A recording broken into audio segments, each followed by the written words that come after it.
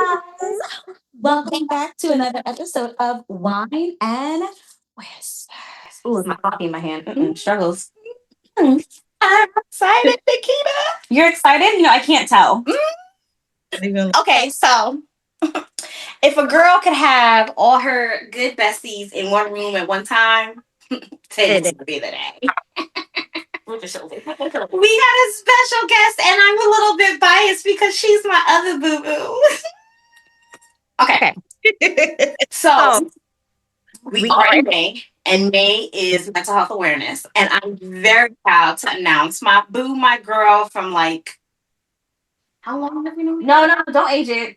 Just that's your homie from forever. That's my homie. We don't age ourselves. We grew up together. Let's just say that. Okay. Okay, sis. I have Miss Achante Andrews. She is a MA, LCADC, LAC, licensed substance abuse and mental health therapist. I'm going to stop right there and have you explain to us what all of the alphabet soup means. Please tell me, because I'm lost in the sauce. Absolutely. So, MA, Master's Degree of Arts, right? So when I did that, I went to school for mental health counseling. So that's where the LAC comes from.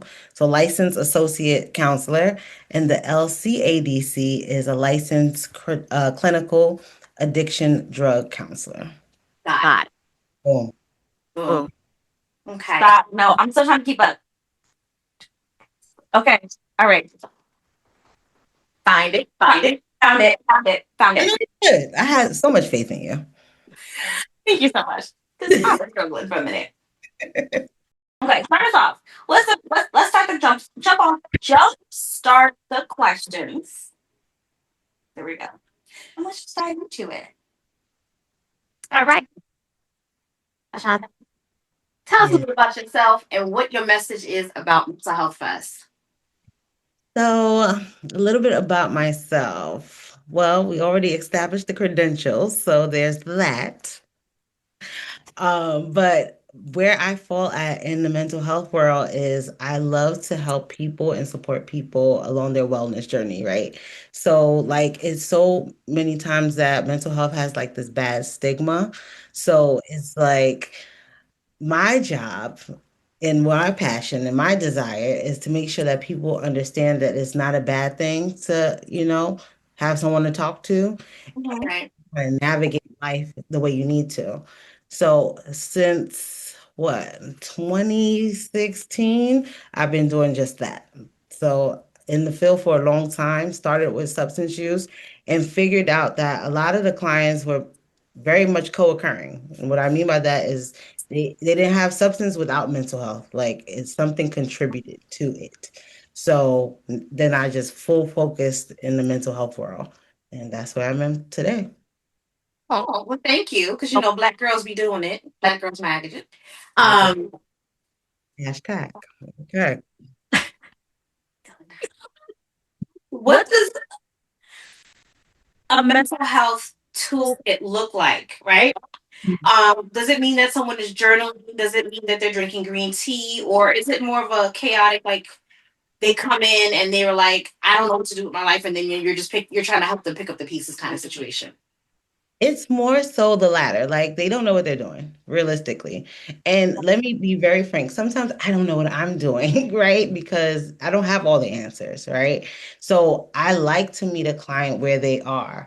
So some people do come in with coping skills and they'll say, yeah, I like to journal and I like to drink tea, sit with my cat and all that other foolishness. And then other people, them, they're gonna say, I don't know what I'm doing. My life is a mess. Oh my God, what's happening? So then it's my job to kind of refocus them, right? And get to the nitty-gritty. What is the meat and potatoes, right? So the toolkit can be various. Various. So when you're thinking about the people who come in with those coping techniques already, I'm gonna sit with my cat and pet her and we're gonna have a best day. Do you sometimes then have to sit and be like, all right, well maybe that isn't helping 100%. So why don't we see if there's other things that can then move forward with the progress? Absolutely. Because usually when you come to me because you not for nothing, you don't have it figured out. If you had it figured out, you wouldn't need me, right? So clearly the cat ain't working. Little fur booty ain't doing it. She ain't The boost ain't working. she ain't doing it for you. So it may have contributed to it for sure, but it ain't what encompasses like the whole thing about it. Like you need other tools. And realistically, sometimes those tools don't work. I'm outside having a panic attack. Where's little Fufu in the house? So how am I going to manage anxiety and depression and on the spot things without realistic toolkit? Okay. I like the idea because yeah, Fufu ain't there to help. So Yeah, what's the point? meowing in the house. Ain't nothing, girl. So you were telling me about the stigma with, or you were just talking about the stigma with therapy, all the things that come with it. So if you had to rebrand it to try and give it a new face and uplift, whatever you want to call it, what do you think you would do? I think I would like change the terminology. Therapy is so clinical and it's very intimidating. It's very like, you need therapy. Me, I got a problem. Oh shit. Like, so we're thinking about it like that. But if we come at it at some different level of different terminology, like something like mental fitness, you know, let's brand it as mental fitness. Everybody can relate to fitness. You don't have to have a problem to do that, right? That's a relatable term. Or next level sessions, right? I want to go to the next level. So how can I get there? It doesn't depict that you have a problem. It depicts that I'm at a space in my life that I don't want to be. Now I want to do something else. So that's how I would rebrand it. Okay.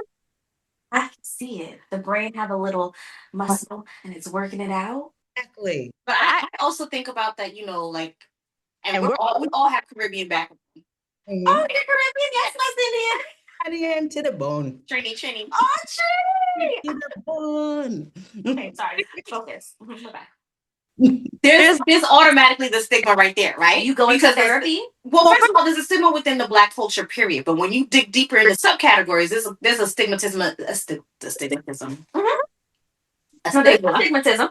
Absolutely. I have one. There's a stigma as to like only for crazy people, and when I say crazy, I mean like people who are really off the rockers, who are like cannot self help themselves, right? Or people who are of Caucasian descent. Like it's not considered something that people of the Black diaspora need. But even still, with the Black people idea, right? Growing up, it didn't matter that Uncle Johnny was crazy. Uncle Johnny was gonna stay at home and mind his business, and we wasn't airing out his laundry. Mama kept him in the house. Exactly. Yeah, he wasn't going to no therapy, but Billy Bill Bob over there, oh yeah, he need to go to therapy because that white man needed it. That part, and even in the culture that I grew up, not only Caribbean, but like Christian culture and religion, like it's like give it to God, put it on the altar. Therapy, what? Therapy, who? You get what I'm saying? So the Let stigma, go, let God. No. right? Put it on the altar. He'll work it out, and it's just like the stigma goes beyond because in our culture, it's not a thing. It's like very much taboo. Like no. I love it. Yes. No, we're not doing that because then, like you said, it's like, who you telling our business to? That part. Who you telling our business to? Mind your business. Airing our dirty laundry out there in the public for all the world to see. Yeah. Whereas they could have gotten the help that they needed and been functioning perfectly fine within society. Absolutely. That's so true. Hmm. Annoying. I'm gonna pull from that, and we are in the age of social media. I know. Oh, I saw the sugar in her face. We are in the age of social media. I'm just. Do you think social media is more of a help because people are now like going to the Mayo Clinic online and using Google or Gemini or Siri or ChatGPT, Claude. I'm gonna name all of them, right? To find what their symptoms are so they can self-diagnose their mental health issues and determine, okay, well, maybe I should just get a coloring book and that should be fine. Or maybe I just need a respite in Arizona and be fine. Or do I need to go physically get someone who can help me create a plan to be on so like what is your take on how social media either has it helped to put it more on the forefront or has it been more of a like hindrance? Yeah. So social media, like because it isn't just one thing, right? It changes every year, right? Social media is an ecosystem that amplifies whatever incentive is happening at the moment. Like, so is a trend, is what's popular, who's on TikTok, who's on Instagram. And now we all getting a diagnosis because, Perimenopause. right, that's what I know. I I know do I got that. something for real. Like, so based off of social media. The thing about it is that social media has upsides, but it also has downsides. So Right. the upside, right, is for it to be in the forefront in social media, it has lowered the stigma of surrounding the conversation because people are putting the stuff out there, so we know what's up. That's the upside of it. And it created a space where you can feel like you have some type of peer support. Mhm. However, the downside is just what you said. People are self-diagnosing themselves, and it creates the vision of comparison and inadequacy. Like, oh, why is this person healing faster than I am? I know this person was doing this before and I'm in the same boat. Why can't I be like that? So it creates, so help or harm, it's helpful for awareness, but harmful for understanding if change is going to happen. I think that's something we've touched upon in a couple of episodes. And this is why we were like, we have to get someone. And so when you were like, when am I going to be on your show? I was like, perfect. I need someone to. We needed that, right? Like I also wanted to. I still want to have the topic around childhood trauma, and it's one of those things. It shed light on the fact that damn, I really you had some things that I didn't realize were not normal. And then you do certain things in your adult life now, based on what happened in your childhood that's now bleeding into adulthood and how you react to situations. We just don't know it. We're just doing it. Act, how you parent, how you are in relationships, both platonic and romantic, it Yeah. all stems from something. So these are things that's bleeding on, and until we start like destigmatizing it and like breaking the generational curses of ignorance for real, we're always going to be in that pattern where it's like, oh, well, this is how mama used to do. Right. That's how it was done, so we're just gonna keep it up. Mm-hmm. No explanation because mama did it. Right. Right. No problem. Thanks, mama. Mm-hmm. Absolutely. And even at that time, there was no conversations around these things at all. So they did what they did based on what they knew. Right. Because Mm-mm. again, therapy was taboo. So we're not doing that. And we're not talking to grandma or Joe Bob about it. We just going to say, oh, yeah, you need a beating right now. Let's keep it pushing. You'll be all right after that. That was it. Just sitting us on. Absolutely. Setting us up a failure. So I realized as I opened up our lid that we never corked and unwind. So let's uncork and unwind. Clink. Today we're drinking. What are we drinking? Black cherry fizz, Seagram's Escape. This is the aperitif to the real deal. All just FYI. All right. It tastes good. Does it? Yeah. Okay. Cool. I just saw it in the store and got intrigued. Okay. Focus. It's her turn for her question, so we're gonna wait for her to take a sip. Get it, girl. Oh, this is yummy. It's probably got all the sugar in the world. Okay, focus. Oh, what did it say? Oh, because it doesn't want us to know. Okay. So, focus.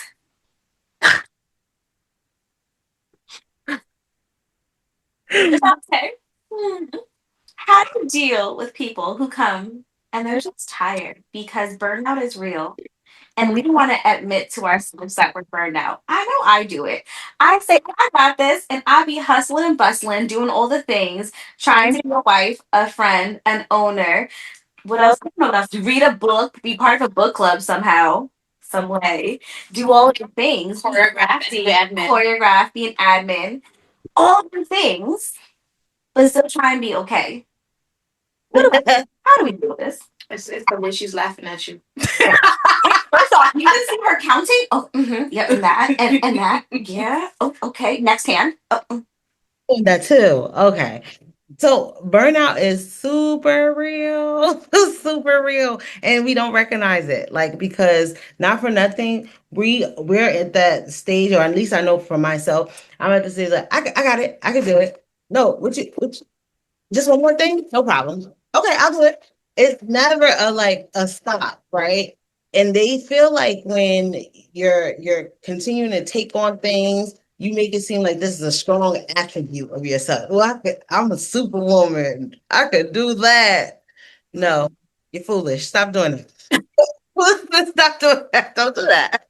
That's dumb. Don't do that anymore. You know why? Because burnout is real. And when we burn out, we become so not even stressed, because stress is just like a lower level of being overwhelmed. Overwhelmed is Mhm. can't take it anymore. And now when we're overwhelmed, that contributes or that bleeds into how we interact with our husbands, our wives, our children. And then we don't take the time just to stop and pause and say, I'll do it tomorrow, bro. Like, it's all right. And so for some people, that's like procrastination when it's not, it's containment, is Yeah. knowledge saying, I can do this, but why should I do it now? At what expense? Yeah, it also goes into it manifests in the physical, right? So you have aches, you have high blood pressure, you'll have the different stress factors that add to your what are you laughing like that? Because she said procrastination, and when she said that, I was like, "Oh, I do that all the time," and then that's when I get the burnout and the stress because I said I'm gonna do it tomorrow. It's gonna be okay, but I said that about five different things. So when tomorrow comes, I'm like, "Oh shit." Yeah, that's where I say it comes into like your physical manifestation because that's where I feel the anxiety. I start to my heart starts to palpitate. I'm like, okay, I need to do this, and I feel it. Your hands start shaking. Yeah, you think it's low blood sugar, but it's not. No, It's team too much. not not team too much. Well, sometimes team too much is okay in the sense of I'm gonna go big and go hard for my birthday. Team too much, yes. Yeah. I'm not validate in my head, so I don't do not enough. So that's okay. But everything else, is things like that's why when I tell my clients, like, make sure like you prioritize the importance of things and compartmentalize things. Like everything doesn't have to be in one box. Like you can sure get this done, this done, this done, this done, but it doesn't have to all be at the same time. They don't all have the same level of importance. And that's what we fail to realize is like we going just in and out, in and out, in and out, like no rest, no nothing like that. And now we on the bedside, like, oh my God, so much. I'm so overwhelmed. And you brought that on yourself. When you say that, it reminds me of the. Have you ever seen that video with a not video, it's a painting Of of the the black lady on the bed, her head's hung down. That is the exact picture depiction of what that looks like. The burnout, the tiredness, the exhaustion. Yeah. The black one who do too much. The everyone. Well, I can't speak for everyone. I can speak to for who know, but yes. But she's on the bed and she's just like she's slumped. Is there a kid in that picture too on the bed, or no? I think it's just her in front of her slippers. Like, damn, I gotta get up again. Damn it, again. Not Monday. Right. right. I think we should add the picture right here in case you need to see it. She's like absolutely. Okay, so I know that we are like skirting around some of the things that you. Mhm. It's intenseness of how she looked at me. You saw that, right? Because what we skirting around, I'm ready. Well, I mean, I want to know, like, on a day to day, Yeah. what does Achante do? Right, like, what does mental health actually look like in the inside, and not a textbook version of what assisting people through their journey looks like. Right. So a lot of people think it's like, this ain't TV and this ain't textbook. Like we ain't in here doing the oh, this is the big work, dramatic endings, and we got it, and yes, we can. It's not that at all. It's a lot of day to day for me. Is a lot of small victories, small wins, and not getting to the finish line, knowing that someone won't make it, like knowing that someone won't even come back, knowing that this person has to actually put in the work, paperwork. Like that's what the day to day. Mental health is not this big dramatic finish line thing where you're like, oh, okay, yes, we made it. We came to a session and we're fixed. We're healed. Yeah. It's not that at all. Like mental at all. Like mental health is very much hard work and consistency. Like until they have that, it's still going to be very tedious. It's going to be very time consuming. That's what it looks like day to day. People expect them big turnout and breakthroughs. It ain't that at all. So So just to play devil's advocate here, thinking about TV.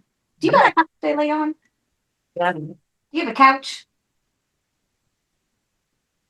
I got some chairs around. Okay, listen, I was just curious because they always say in TV, go lay on somebody's couch. So I had to got comfy chairs and like the one like how y'all sitting in like this know. like they can very much curl up. Sometimes Oh, want to go for a walk. They want to sit in the park. I meet my client where they at. If they feel more comfortable going outside because they like the sun, or if they want to go for a walk, or be in the park, or lay on the floor, I do it because that's where it gets. It's very unconventional. wait, you join them on the floor? Absolutely. Mm. Okay, she meets them where they are. I heard it when she said it. I was just, I don't, I mean, I have, but and that's why you and I drink. That's why I have a counsel background. I leave it to the people who actually want to really counsel. Uh, You do want to counsel, but in small doses. I do it for an hour and a half while holding your hand. I'm so tired. I'm so tired. I'm so done. First off, you do it an hour and a half while holding hands, but then you do it every day from 12 a.m. to 11:59 p.m. with them pick me. Oh God. Okay. mhm. Mm. Great. Everyone. Oh God. So circling back here. Oh. Okay. When you have someone that comes in and they're fresh off the new person, they've never done therapy. Do they sometimes just sit there and you just sit there in silence with them? Yes. Shit. That's actually the best therapy. I remember I told you that. The first time I went to go sit with my therapist, y'all just sat. I blurted out everything that I was feeling, and then she just stood there and looked at me, and I wanted to scream out like, "Bitch, you're not gonna say nothing back to me." And then the more I sat uncomfortable in my silence is when I started to speak more. No. So it's more like a inner reflection for me to realize, okay, this is what you're thinking, but do you just now that you said out loud, does it make sense? No, I'm just saying. So I come in, my side me and Achante, we sit down, and she says, "Welcome, have a seat," and then I just do this. And then I just do this.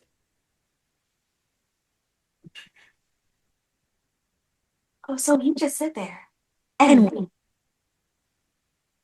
Because you can't you paying to come here, so what are we doing? Oh my God. She makes me want to bend my soul. Oh my God. Hey, how are you? Well, today, how are you? And she just responds. Oh my God. I would sit and bare my soul if that was this case. Because what am I doing? Not for nothing. Like it's a good practice because I was almost like D when I first started doing therapy, and they didn't say anything, and I was just like, we got 45 minutes to 50 minutes. What you doing? And like, but their silence tells you actually more. And just like you said right there, like my silence is so comforting to you because maybe of all the noise you hear up here that you begin to speak. Because at the end of the day, I do when you come in, I preface every session by saying, "This is your session. This is your hour. What brought you in here today?" And I'll get this for an hour. It took very So much. they're expecting you to have prompted Yeah. presence. They're expecting me to be an admin. I'm not an admin. Like they're expecting me to spew out questions and and things of that nature. I can ask very much generic questions, but how comfortable and safe do you feel in that space, knowing that you went to a therapist a year ago and they asked the same questions? Who you here for? Oh, I love it. Yes, yes, all of that. So clearly, there's a big passive energy when you're working in this type of work, right? I call this like what kind of work is it? Like spiritual work. I consider mental health spiritual work, right? Because you're working with a lot of energy, right? To help keep yourself balanced, do you also have someone in the capacity of a therapist that you work with as well for your own mental? Okay. Absolutely. When the cliche words that say the therapist needs a therapist, they're right. Because just like how you said, spiritual work and how I describe it is a lot of soul ties. Like I'm tied to so many different souls and their problems. Like if I have Mhm. an outlet for release, I'll go crazy for it.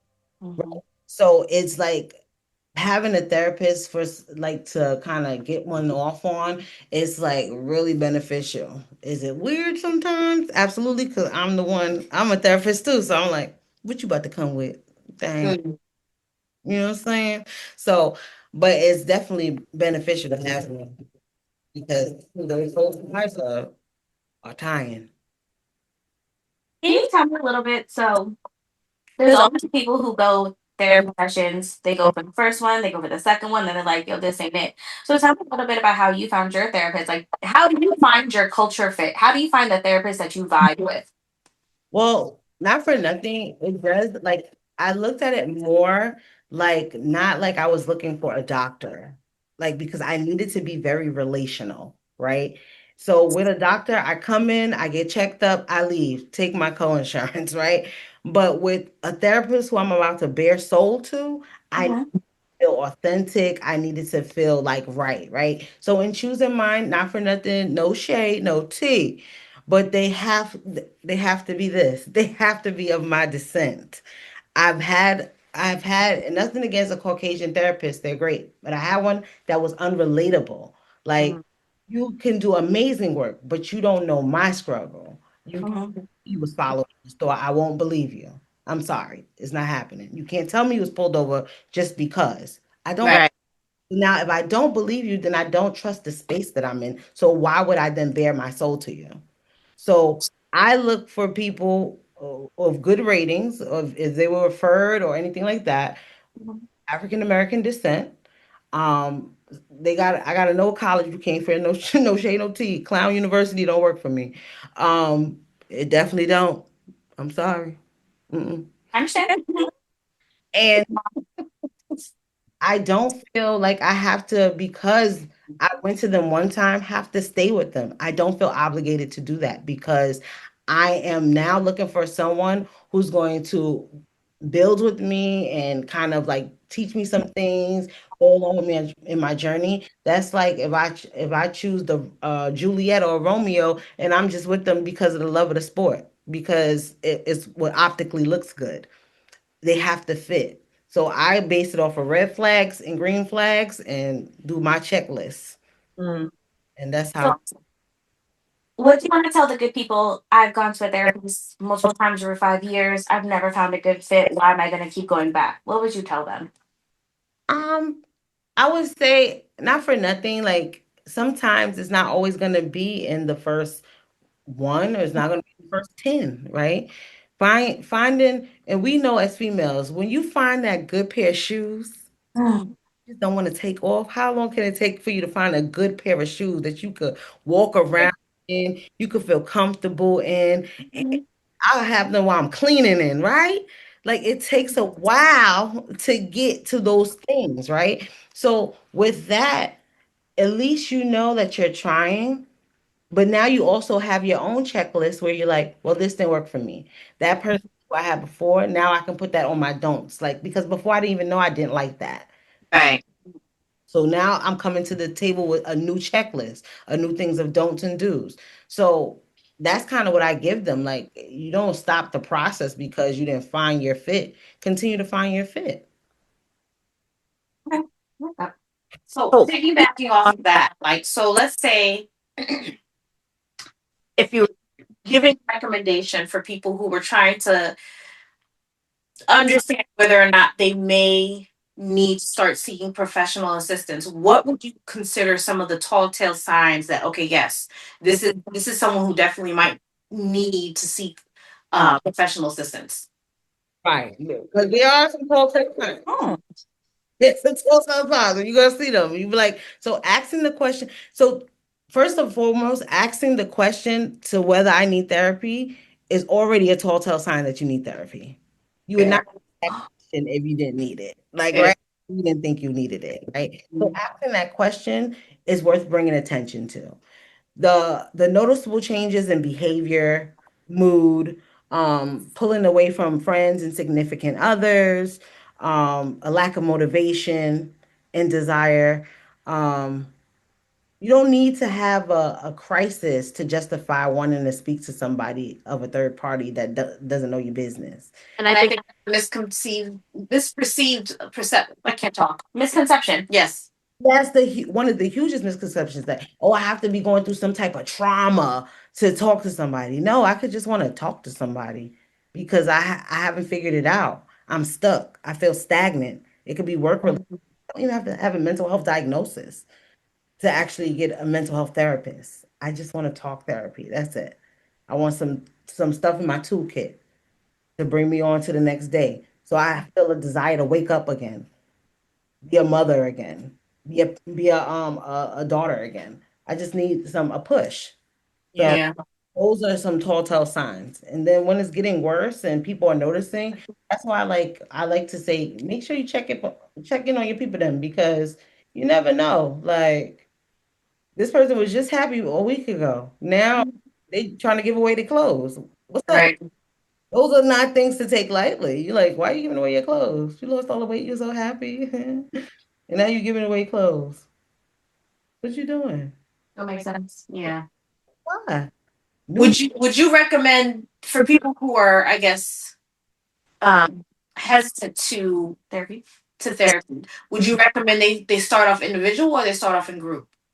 I would recommend they start off an individual. When you're in group, you're hiding. Mm-hmm. You're hiding. So I have an experience. I dated someone who needed to go to triple A, nope, double A, nope. What am I trying to say? I AA. was on this AA. So when he first went to AA, and I loved him as a supportive person. We sat in the back. He never talked. He didn't say anything. When they said, "Do you have?" I said, "When you here to the meeting," he wouldn't say jack didn't shit. Mm-hmm. So then an older gentleman realized because we went to the same bloody meeting every bloody flipping week. Mm-hmm. Realized him, came up to him, older gentleman. I'll never forget. His name was Ed, and he said, "You've been coming here for 2 months. I've never heard you speak. You're coming here for a reason. Why are you here?" So we went through this whole thing. Finally, he was able to talk to Ed and let him know what the problems was. Meanwhile, the problem is I almost died because of this man, right? So it was prompting him to go to this, realize he had a problem. So then as he's going, he's now talking to Ed. So then Ed was like, okay, we've talked. It's been about a month. I'm now to talk in front of people because other people have gone through what you've gone through. And now you can maybe understand that it's okay because you're now on the other side getting help. Mm-hmm. So he did stand up. Then he was able to talk in multiple meetings, and he did. Mm-hmm. So now Ed became a sponsor. He was going through all the motions. He went through the steps, living his life. He's very much successful now, right? But if he never had that individual with Ed, yeah, I think that he would have then gone down the path all over. I was gonna say, how do you sit in the back and the leader didn't notice that you sitting in the back, but they noticed they were waiting. Yes. For sure. But that's exactly why I say individuals first, or something like that. Because in group settings, our job, because I've been a group facilitator too. Our job as facilitating group is to lead conversation. If the crowd don't have conversation, there's nothing to lead. So in a therapy session, like how we just role played and I looked into your eyes and you wanted to bare your soul, like different because I can't do that in a group like setting because you can't monopolize the time. I have to make the time about everybody. Mm-hmm. Visual session, we get to the meat and potatoes of what you here for. Quickly. And in a group like setting, that don't happen unless you're ready to and willing to talk. But you don't have that encouragement until you get people like a sponsor, or you've had an individual therapy session, or you have a therapist that's like, you know what I'm saying? So yeah, individuals for sure. Makes a difference. Yeah. And for me to visibly see that, because mind you, I was sitting there, I didn't have a problem. I sat there, minding my business, listening to all these stories, and I'm over here like, hello, do you want to say anything? And he looked at, You want to share today or no? yeah. And he was like, no. And we had to walk to all these meetings because his license got suspended. He didn't have no license. So now we are walking, and I'm like, but you didn't say nothing. How you want help? going to the meeting is helpful. Okay. Okay. When you're ready, you're ready, I guess. Right, right, Mm, right. I appreciate Ed. Let me tell you that I appreciate Ed on so many levels. Ed and his wife. Shout out to Ed. Shout out to Ed. Ed's the MVP. Ed is. Absolutely. I love that. Is it my question? Oh, shit. Okay. I wasn't ready. Achante, what's the mental health day look like for you? Mental health day. It looks like doing absolutely nothing. It's the best, isn't it? I love that. I love that. It does. I don't have to justify it. I don't have to, like mental health days, and people don't realize this. It's for reducing the load, not productivity. I don't want to be productive on my mental health day. I want to reduce the load from my already hectic days that I've experienced before then. So I want to do absolutely nothing. And if I do decide to do something, it will be my choice, not because I had to. Like if I decided to go walk in the park, it was a decide to walk in the park day. If it was to decide to be a bum and be in my pajamas, my onesie, and watch the baddies, that's what I'm gonna do, and not feel guilty about it either. I want to ask an off the cuff question that kind of piggybacks that. So there's a lot of debate, on social media about Gen Zs versus millennials and the abuse of mental health day. Like, do you think Gen Z's got it right by taking full advantage of their mental health days, or do you think millennials are still stuck in the concept of what we were conditioned to be like, oh my god, no, I don't want to abuse my mental, like my PTO or whatever. Like that's why at the end of the year they got 170 hours and the Gen Zers got 4. That's true. I think not for nothing. I do think that what is it, Gen Z's, they got it right. Like the people that want to just do nothing, that's the people who got it right. We focus too much on wanting to be productive in our time off. Do they possibly abuse that time because they want to go to the beach that weekend? Yeah, but who's to say they're not? Who's to say they're just taking a mental? I don't want to worry about work. I don't want to come into the office, and that should be okay, especially if it's allotted time in my schedule. Like, no, I'm okay. Thank you. I'm going to the beach today. So piggybacking off that idea, have you ever taken a mental health day completely unscheduled? You woke up that day, you had oh We gotta finish the question. Absolutely. Today and was just like, do I want to go into the office? No. Do I want to deal with people today? Absolutely not. Sorry, I don't. Like, I get up, take my son to school, and come right back to the house. Right on that. yeah. That's true, because like not for nothing, that's the mentality that I had before, where it's like, all right, I gotta complete this stuff in the week. If I go into the office, I gotta do this, I gotta do that, and then you know what happens? Burnout. So if I don't take these mental health days and don't be productive in the sense of making sure clients are good, then who's making sure I'm good? I Right. analogy with my clients that if I can, I'm like a bank. If people continue to withdraw, and I'm not putting in no funds, eventually I'm going to be insufficient. So I can't help you. So I need those days to like recharge, regroup, and get back to helping you. But I can't do that if it's like, oh, okay, I did take off, but let me check my emails. No. Yeah, when I worked corporate, I made sure once a month I took sick day. I made sure once a month, and that was separate from whatever vacation days I had. That I took. Right. Had to. I would be like, I don't feel like going in today. I'm not going in. Yeah. And then I would have like maybe PTO 2 days later. I don't care. For sure. So I will say that I wasn't a person because she was HR. Because I was HR, so I went in and I was definitely the person dealing with other people's issues. So I always went in. But what I will say is I would have gone in, but I found the people that created a safe space for me where I could decompress. There was one person always in every office that I've ever worked in where I could just sit there in silence while they were working, and I just sat there to just sit for it could be 10 minutes, it could be an hour. I just sat there. It could be that I started singing, they sang with me. Like it didn't matter, but I always found that time in the hecticness of my day, my week, whatever, because I knew for a fact that I couldn't skip a day because while I was at my 9 to 5, I then still had to show up for my 5 to 9. There was no option for me, and I had to show up and I had to be there. And when I'm in my 5 to 9, I have to be on. There is no off days for me. I have to be on. My 9 to 5 could be a little bit different, where I could be a little in and I cancel my meetings. But 5 to 9, no, I needed to find it. So I needed that safe space in my 9 to 5 to make sure I found it in my 5 to 9. What are you doing now? I'm not tired. I'm not tired. Like Literally. Yeah. I don't regret leaving either. I'm not tired in the same capacity. I'm tired, but not in the capacity I was with the mental overload. Right. Being mentally tired is it's stressful. it's physical, in my opinion. Like when my mind is in like turbo and I'm just running around going nowhere, I feel Mhm.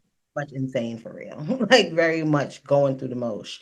Like a physical pain, I could pop a Advil, I could, just and it's gone. Mental pain, you can't do that. It's exhausting. It is. It's more time, more fatiguing than physical. Exhausting. Oh my God, it's craziness. Mhm. Um, so I'm gonna pivot a little bit. After how many years have you been practicing? You heard that part? She said she started in 2016. This is her missed anniversary. Congratulations, by the way. Don't cancel me yet for that. Okay. Okay. Um. So now we're back, right? What keeps you going, right? What does hope look like in the work that we do? I feel like what keeps me going is not just like it's definitely the journey of helping someone get from A to Z that keeps me going. The fact that it's going to take hard work, the fact that, I am a part of their journey in some way, that's what keeps me going. The fact that I can contribute not only like life skills, but education and stuff like that to what they're going through, right?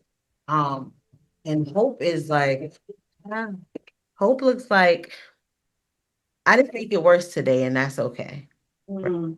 Hope looks I try something new, right?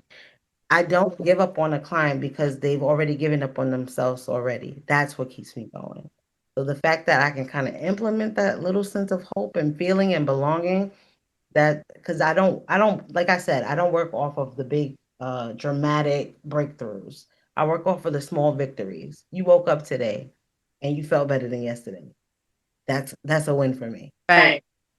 So those are the things that keep me going. When someone is coming in trying their best and sometimes not always achieving it, but at least they came in and they tried. Right. It's the effort.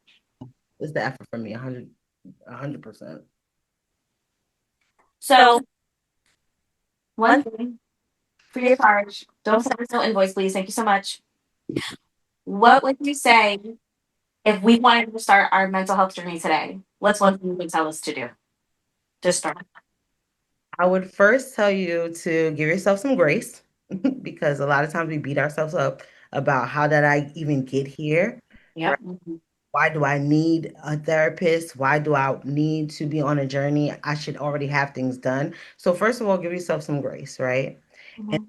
one thing you is be honest and transparent with yourself, saying, this didn't work out for me, and that's okay, but Mhm. make it work for me now, right? Mhm. Because a lot of times we fall short or we feel we fall short in many different aspects of our life. So we judge ourselves, we beat ourselves up. We're our worst critics, in my opinion. Like We make comparisons to others. Absolutely. for real. So we'll just keep pounding it on and then we feel so defeated. So give yourself some grace. If you wanted to start something today, give yourself some grace and say, I can do this, right? Believe in yourself. And that's how you get it started. You got to have the push, though, the will and the desire to want to.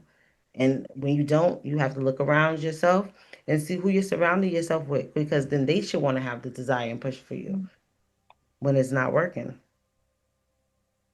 Mm. Yes, absolutely.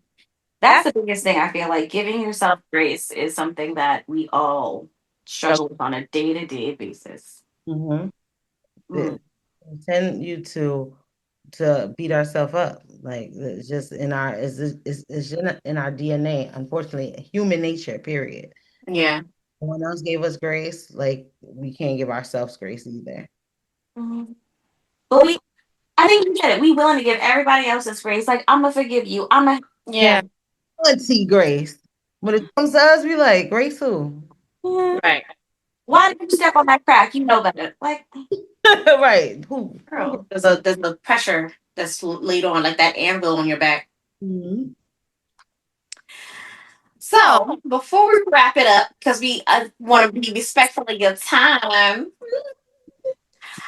I do have one last question, and I want you to really really think hard on this one. Okay?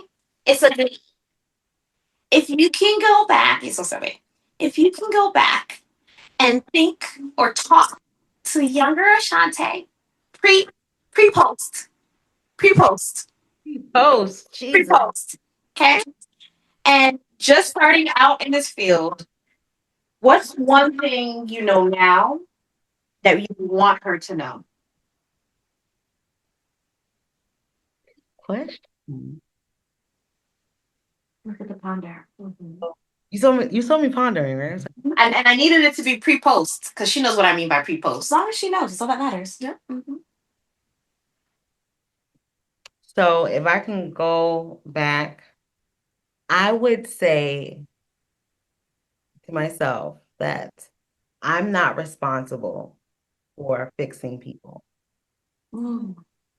I'm only responsible for showing up consistently, showing up honestly, and showing up skillfully. Mm. I have to meet people where they are, and I have to understand that consistency beats intensity every day. Boundaries are part of care, not a barrier to it. To know that I won't always see the impact of my work and have that imposter syndrome that I wrap myself up in. I have to understand that every client will not stay. Their story will not be resolved, and that's not my fault. But I understand that I need support too. That's what I would tell myself. I want you to know that's the soundbite right there because that resonated so hard. I know it's gonna resonate with everybody. I love it. You about to go viral, boo. Yeah. Yes. Okay. So, Ashante, thank you so much for joining us today. We appreciate you and all of the knowledge, wisdom, life. Face card never decline, boo. Period, Pooh, for having me. I appreciate you guarding me and saying I need to be on your show For sure. because this was much needed. Absolutely. Dang, okay. You see me. She was ready. Ready. Is there before we hang up? Is there anything that you wanted to make sure that we knew as part of our mental health awareness episode? I want you to know that mental health is not a bad thing. Okay. Let your viewers know that it's not a bad thing.